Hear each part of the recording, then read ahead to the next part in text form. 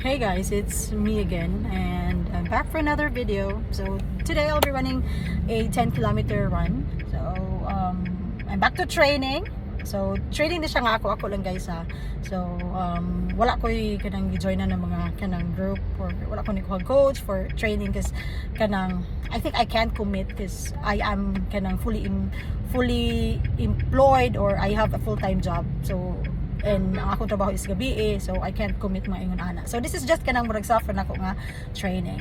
So by the way, just wanna share kanang naari ko yung upcoming run this coming March 30. It's the GURL na run. It stands for Girls in Ultra Running League. Yeah. So it's an all women run. It's in line with the kanang International Women's Month. So kanang I'll be running kanang 25k run on that day.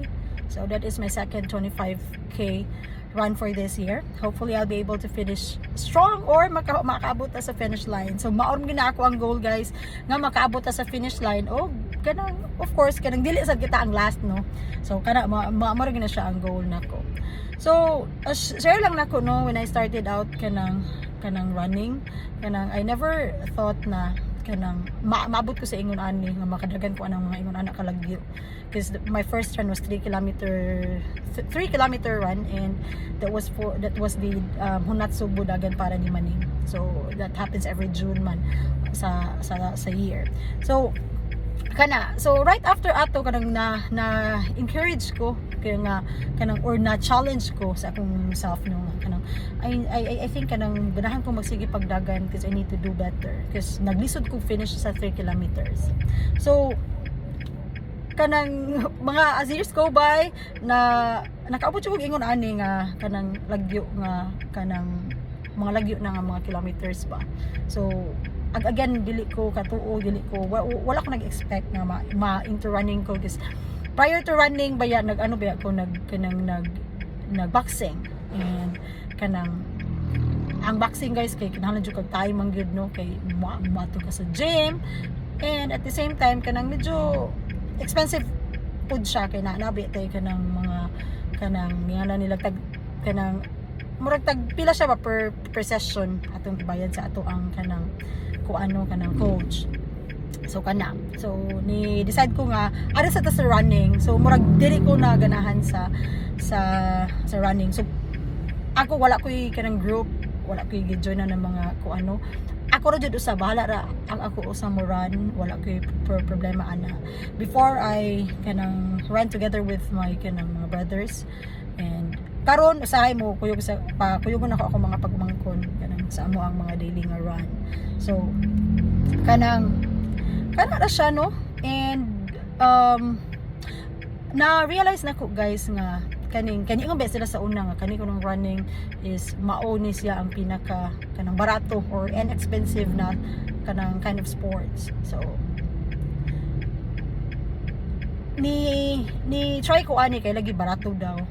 So well again kanang dili kay basig na mo react nako nga depende na mo disagree again depende ra gyud nato guys. So ako nakaingon ko nga bitaw kanang barato raman jud siya if dili ka mo join og kanang mga marathon or kanang bitaw dili ka mo join og mga fun run barato ra jud siya but diha ka makaingon nga mahal siya if mo join kag maingon ana because kanang the registration fees lang daan mahal gid siya especially if more than mga lagyo na nga mga kilometers more than 12 kilometers kanang mga mahal gid siya. And besides or other than that if mudagan ka og more than kanang mga dinag-as na bitaw nga mga kilometrahe kanang you need to invest sa imong running gears. So for me ang importante lang gyud no is we have good running shoes kana gyud that's non-negotiable gyud kanang good running shoes kasi kanang nakatry ko nga na ako'y ni dagan ko nga ako ang running shoes is kanang kuan ra no I'm not saying nga kanang baratuhon but kanang dili gid siya ingon ana nga kalidad ba but kanang napuno jud ko sa blisters guys or napuno ko sa mga luto grabe dag ko kay akong luto and I remember that was kanang my kanang first 21k run So grabe jud akong luto ato. So second to the running shoes kay kanang running socks kay kuan kailangan jud tag kanang kalidad sad nga mga running socks no para dili ta maluthan or dili wala tay blisters.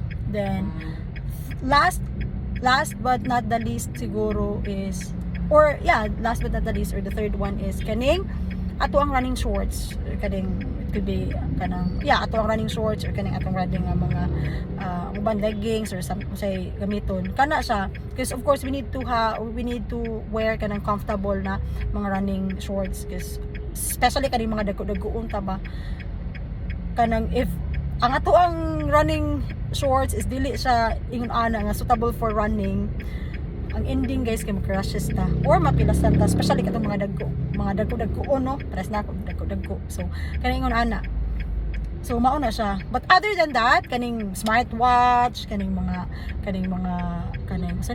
running cap, well for me dili na kay na siya kanang importante or dili ka siya but dili siya kinahanglan gyud ba nga naa ka ana. So katulad siya ang tulo ra gyud is kanang first is kaning running shoes, then running socks, and kaning imuhang running shorts. So maano na siya guys, and I'll be kanang I'll be kanang giving you another update kung unsa na ni ako ang run sa kaning 25k run for this coming March 30.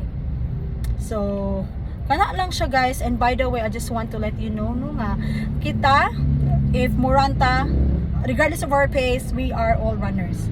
So nana na gyud na siya, and we are always stronger than what we think. And if there are times nga our legs are tired sa pag-run, then let's just run from our heart. So maaro na siya guys, thank you and goodbye for now.